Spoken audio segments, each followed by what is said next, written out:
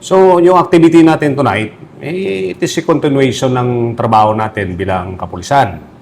So, magkakandak pa rin tayo ng mga ordinances natin, implementation of city ordinances, especially on traffic ordinance. Isang mapagpalang gabi po sa ating lahat. Nandito po tayo ngayon sa Tondo, Maynila, kung saan nagsasagawa po ng operasyon ang MPD Rahabago Police Station 1 sa pamumuno mismo ng kanilang hepe na si Police Lieutenant Colonel Ronald De Leon, katuwang ang Highway Patrol Group Manila. Sa nasabing operasyon, ang mga motorcycle riders na walang helmet ay sinisita. Gayon din ang mga four-wheel vehicles na nakikita ng paglabag sa batas trapiko. Lisensya natin, yung ORCR. Wala po kayong dalang ORCR. Sir, sinabi po ng batas kapag nagda-drive po tayo, dala natin yung ORCR at dapat may driver's license tayo. Pag wala po tayong ORCR, yung sasakyan natin i-foul po yan. Okay po?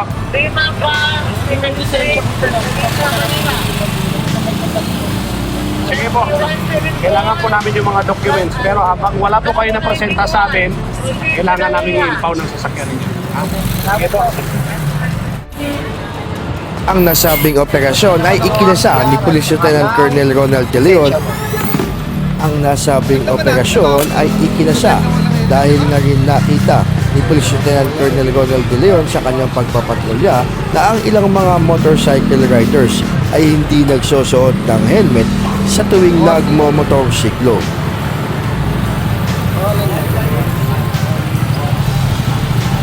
Layunin ng nasabing opisyal ang maayos na ipatupad lamang ang mga batas trapiko at umiiral na ordinansa sa lungsod ng Maynila.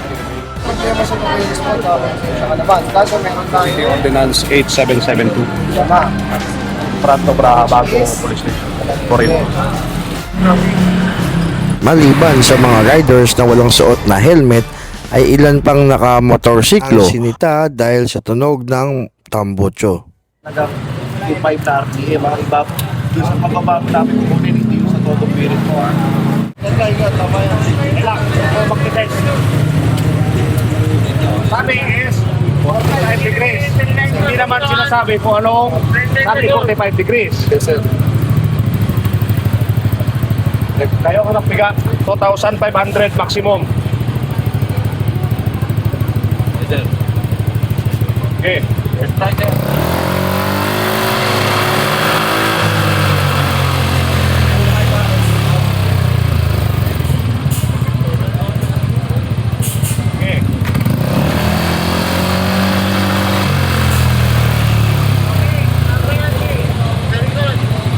Pangatlo.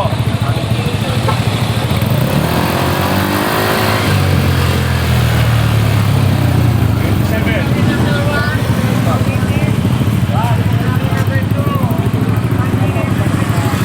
Wag mo nga yung signal kaliwa. Wag mo yung signal kaliwa. Ka rin. Hindi na lang dito. Sa mga manifestation nyo. Ito, pakilabas yung mga nilagyan. Makan mo. Let mo sir. Okay, advice ko sa iyo ibalik ko rito sa staff.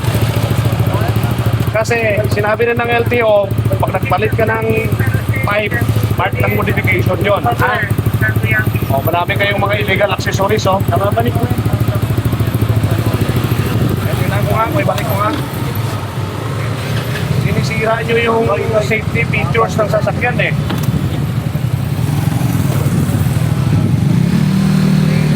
Balik ko po yan sa next time. Ito yung dancing light. Hindi ko naman po kasi nagagamit ko ng matagal kasi during distance ako yung trabaho. O, saan yung start niyan? Ano nga yung brake? Pakita. Pag nahuli kita, dancing light na naman, kasi kita. Okay. Sige. Ikaw na, kuya. Basta 2,000 to 2,500. 1,500. Carabins. 2,500 mo. Third. 103. Ano class? May masasabi ka? Yung RPM mo, yung RPM.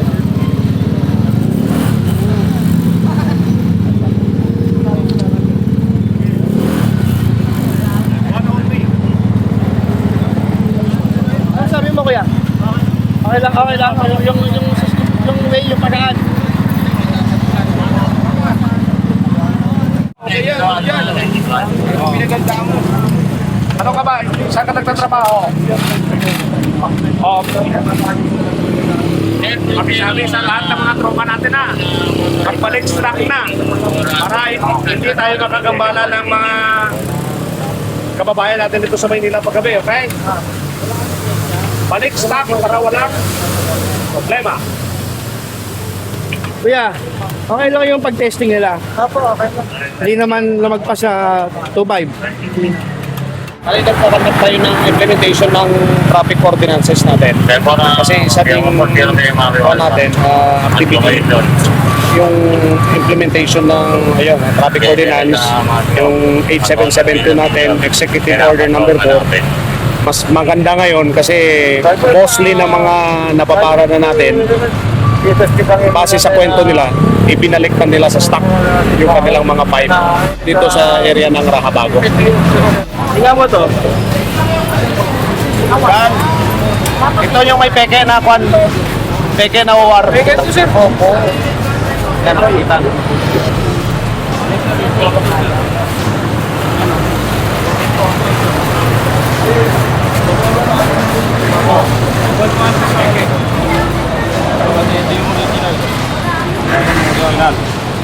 Try mo ikuan yung original.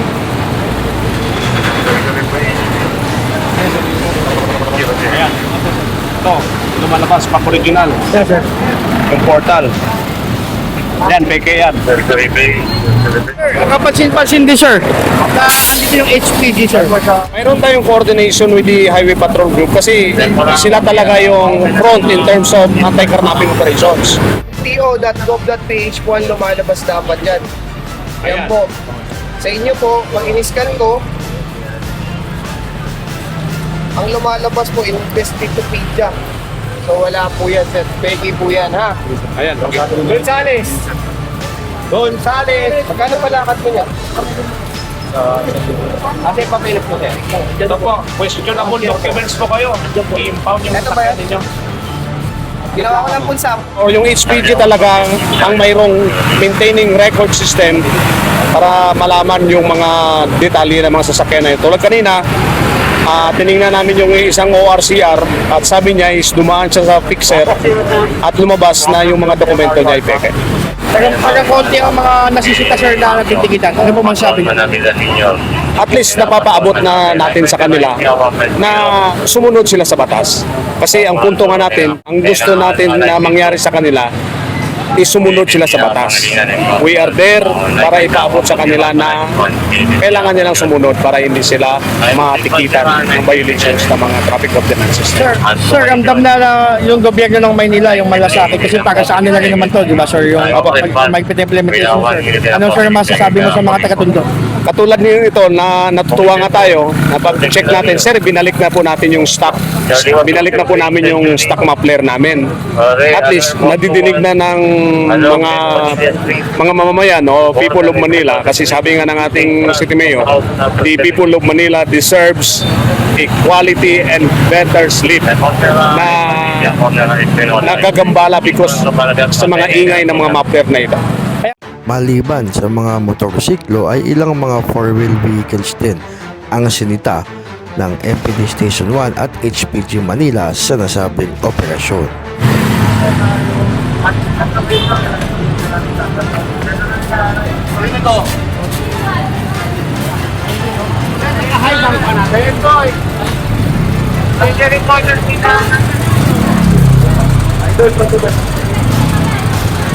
Pinalitan yung headlight nyo ninyo.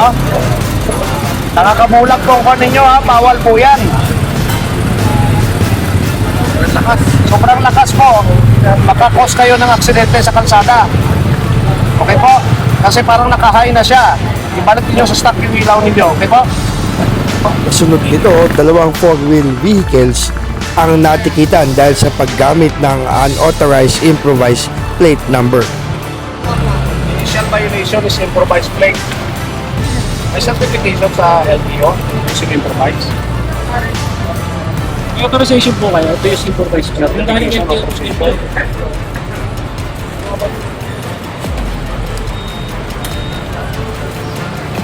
Napara siya. Yung initial violation is improvised plate. Pero inahanapan namin ng authorization coming from the LTO to use improvised plate. Wala po pang nakikita sa atin. Kasi ang tinatanggap lamang na pwedeng gumamit ng improvised plate na wala pang authorization is Model 2023 and Model 2024.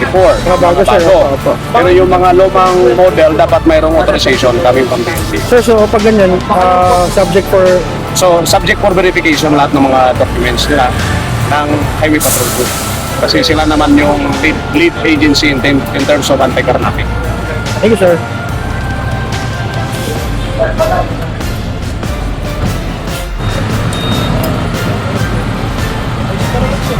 Tulad po nito, ito yung original plate. Yes, sir. Ngayon gumamit po sila ng improvised plate na mayroon naman silang original plate. Ipinapabawal ng batas ang paggamit ng mga improvised plate kung wala itong authorization coming from the LTO. Sir, ano po ang magiging ano sa sasakyan na to, sir? So, verification po ng mga documents na ito and turn over namin sila sa HP. Update sila ng plate number dapat, so white na. Saka pag magagamit sila ng ganyan, kung halimbawa sira na po, pwede silang mag-request sa LTO ng Puti. Oo, puti. Tapos, mag-request muna sila pansamantala ng authorization to use improvised plate. Habang wala pa yung request nilang white plate na original. Ito muna. ng LTO.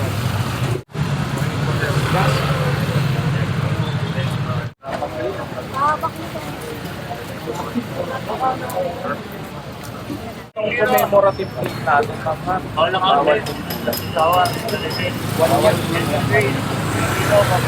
In-authorize sila ni LTO noong 2023. Pero ngayon, ma'am, wala na po siya. Expert na po kasi yung kakaano ng kaya bawal din sila. Kami na lang po ito magkakit sa bahay. Sige po, ma'am. Huwag nyo na po magkakit po mag-request natin. Kung gusto ninyo pong papalitan ng plate number ninyo, mag-request tayo sa LTO. Ng bagong plate. Pero kung gamit tayo ng improvised plate, kailangan siya mayroon sa bagong plate. Hindi po tayo basta-basta mapalit ng plate.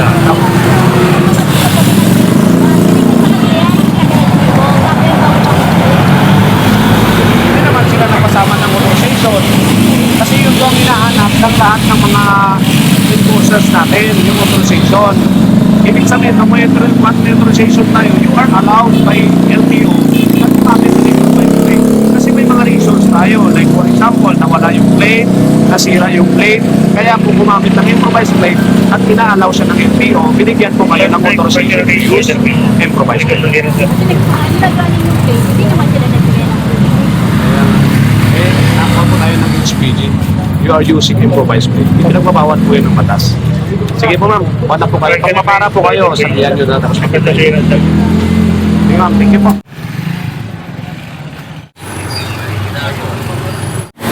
Teka na yan, sir. Laka. Pakilan na yan, pakilan ng baklas. Toyota Sir, sir, pwede malaman pangalan ng mga tropa nandito? si Patrolman Lim tsaka Patrolman Mercado. Kayo po, sir. Patrolman Galit. Sir, under discussion of, sino po ang hepe ng ang HPD mo Police Major Tulini. Salamat, sir. Salamat po. Tayo naman, dire-diretso yung campaign natin na sinasabi nga natin, hindi tayo nag-i-implement ng mga ordinance na ito para manghuli. Ang gusto natin ipaabot sa mga mamamayan natin sa Maynila or the people of Maynila is to follow the law, the regulations, the ordinances, sundin yung mga batas na ipinapatupad na darating yung araw na wala na tayong mahuhuli kasi lahat na ay sumusunod sa batas. Sa nasabing magdamag na operasyon ng MPD Station 1 katuwang ang Highway Patrol Group Manila ay mangilan-ngilan na lamang ang mga nahuling motorista kung saan tanging 3 muffler na lamang ang nakumpiska at 2 plaka ng sasakyan, 42 tickets at 2 impounded na motorsiklo. Kaya nga sa implementation natin ito, I have high hopes that people of Manila are law-abiding citizen. So kapag may nakita tayo na mga hindi sumusunod sa batas, malamang mga dayo ang mga yun. Sir. Sir, sa panawagan sa mga batang tondo, sir. So sa mga batang tundo, we're starting implementation the laws, regulations, and ordinances. Sumunod tayo.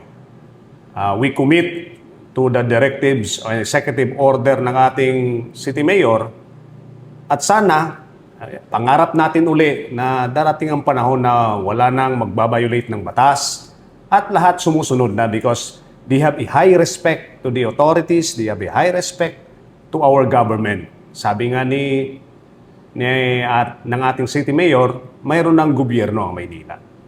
Sure. It is our pride. Kami sa law enforcement agencies, it is our pride that someday in the midst or when the time comes that the Manila will be great again. Someday, if we are going to pass by or visit Manila, we are proud to say that once in our life, we are part of making Manila great again.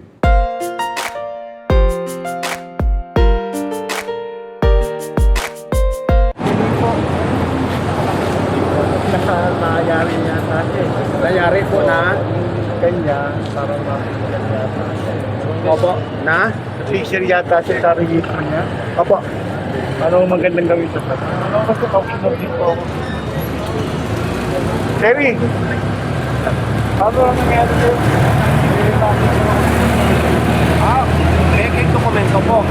So, may registro po tayo. Saka wala po tayo marami na po malabas na. So, ano yung violation? Bakit kaya makapag-provision tayo?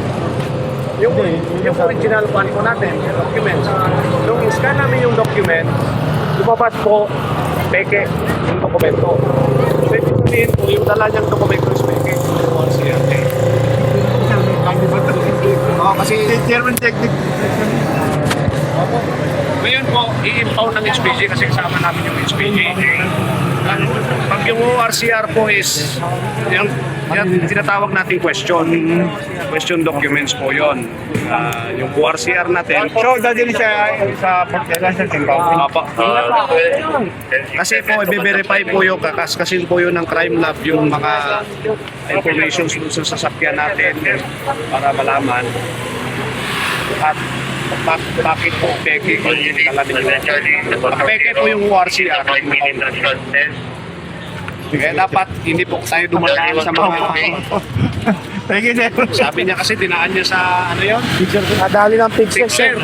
Dinaan mo sa picture. Para Madali lang po gumawa. mabilisan na, para magtapos agad. Gumawa ng dokumento. Kaya lang po, may counter checking po kami doon na malalaman namin kung original o peke ang dokumento. So, peke po siya. Warning, tawagan niyo si Mayor. Pag tumawag si Mayor kayo sa akin, pwedeng warning siya. Okay, pag wala po na yung motor. Tara, wala po na. Yung mga nakikiusap po, to be fair sa lahat pong nahuhuli natin, wala po tayong pinipili. Pag may violation, titikitan. Kapag impoundable, we impound. Hindi lang ngayong gabi, tama po ba? Apo, tuloy-tuloy tayo hanggang sa wala na tayong mahuling mga loud muffler sa kalsada ng Maynila. Thank you very much, sir. Salamat po.